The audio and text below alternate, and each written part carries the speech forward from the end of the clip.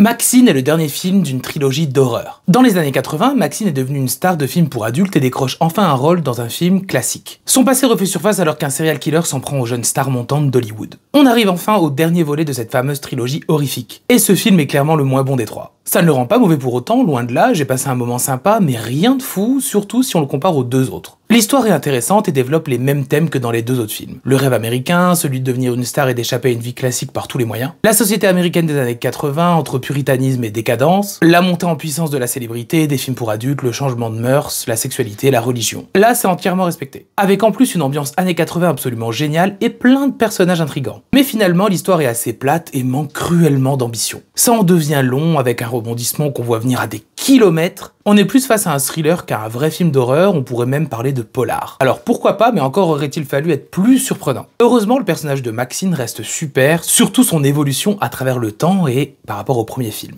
Encore une fois, la réalisation est brillante, cette reconstitution des années 80, son atmosphère, la mise en scène, cette photographie, les décors, le son, les musiques, tous les petits détails sont là pour nous y plonger. C'est très immersif. Le casting, rien à dire, tout sonne vrai, avec notre interprète de Maxine toujours aussi bluffante.